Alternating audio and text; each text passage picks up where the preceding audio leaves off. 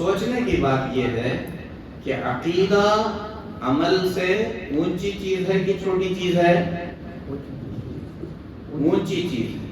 عمل عقیدے سے چھوٹی چیز ہے. تو وہ لوگ حقیقت میں امام ابو حنیفہ کو ماننے والے ہیں جو عمل کے مسائل میں امام ابو حنیفہ رحمۃ اللہ علیہ کی بات مانتے ہیں، یا حقیقت میں وہ لوگ امام ابو حنیفہ کو ماننے والے ہیں جو عقیدے میں امام ابو حنیفہ کی بات مانتے ہیں؟ جو عقیدے میں امام ابو حنیفہ رحمۃ اللہ علیہ کی بات مانتے ہیں، حقیقت میں وہ لوگ امام ابو حنیفہ رحمۃ اللہ علیہ کو ماننے والے ہیں. اور یہ افسوس کے ساتھ کہنا پڑتا ہے کہ بہت سارے ایسے لوگ ہمارے ملک میں جو مسائل میں امام ابو حنیفہ رحمۃ اللہ علیہ کی پیروی یا تقلید کا دعویٰ کرتے ہیں، عقیدے میں امام ابو حنیفہ رحمۃ اللہ علیہ کو کیوں نہیں مانتے؟ کیا ان کی نظر میں امام ابو حنیفہ رحمۃ اللہ علیہ کا عقیدہ درست نہیں ہے؟ اگر امام ابو حنیفہ رحمۃ اللہ علیہ کو وہ عقیدے میں نہیں مانتے تو کیا اس امام کو اس قابل مانتے ہیں کہ ان کی باتیں دوسرے اس میں مانی جائیں؟ تو عقیدے میں عقیدہ اصل ہے، اور اللہ کی توفیق سے ان تمام ائمہ کا عقیدہ ایک جیسا ہے، اور یہی عقیدہ اہل سنت والجماعت کا عقیدہ ہے. اور اسی عقیدے کو فقہ اکبر کہا جاتا ہے. فقہ اکبر کا مطلب کیا ہے؟ بڑی فقہ. فقہ دین کے مسائل، وضو کے مسائل، نماز کے مسائل، روزے کے مسائل، حج کے مسائل، خرید و فروخت کے مسائل، کھانے پینے کے مسائل، یہ سب عمل سے تعلق رکھنے کی چیزیں، اس کو فقہ کہتے ہیں. اور عقیدے کو کیا کہتے ہیں؟ فقہ اکبر. تو اللہ کا شکر ہے ہم اہل حدیث امام ابو حنیفہ رحمۃ اللہ علیہ کو عقیدے میں امام مانتے ہیں، اور فقہ میں بھی امام مان کر ان کے جو بھی مسائل ہیں، جو بھی احکامات ہیں، اس سے استفادہ کرتے ہیں. ہم صرف ایک امام کو نہیں مانتے، سارے اماموں کو مانتے ہیں. اب جو آدمی 3 اماموں کو نہیں مانتا، ایک امام کو مانتا ہے، وہ اماموں کو ماننے والا ہوا یا سارے اماموں کو ماننے والا امام کو ماننے والا ہوا؟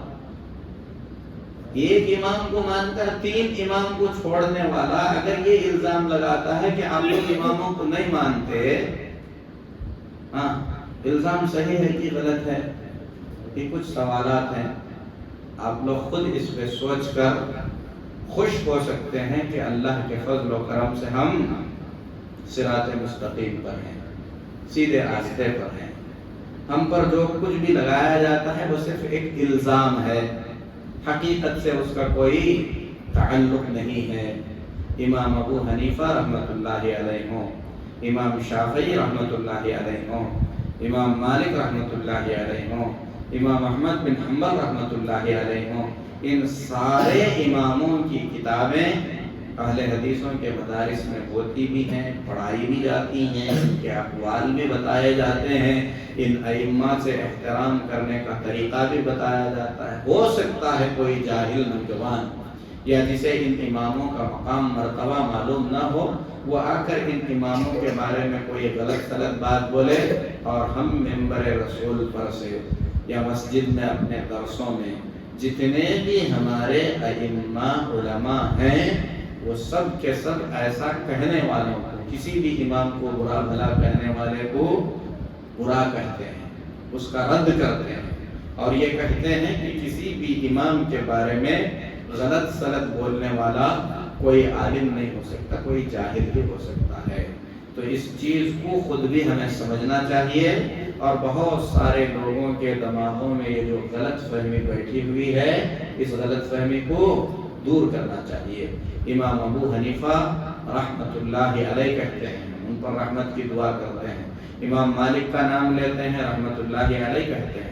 جیسے امام بخاری کی عزت کرتے ہیں، امام مسلم، امام اوزاعی، امام ثوری، ایسے ہی بہت سارے ائمہ ہیں.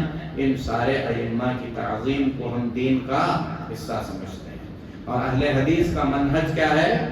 قرآن، حدیث اور فہم سلف. فہم سلف کا مطلب کیا ہے؟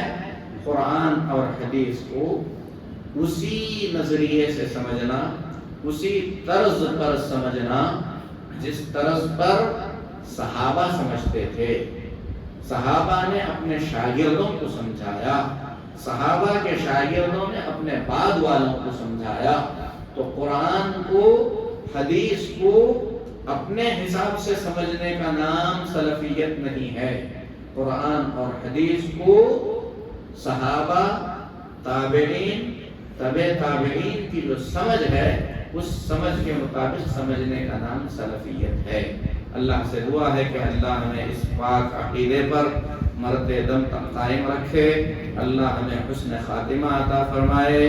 عقیدے کے بگاڑ سے، عمل کے بگاڑ سے اللہ ہماری حفاظت فرمائے. فتنوں سے اللہ ہماری حفاظت فرمائے. آمین. صلی اللہ علیہ نبینا محمد وعلی آلہ وصحبہ اجمعین.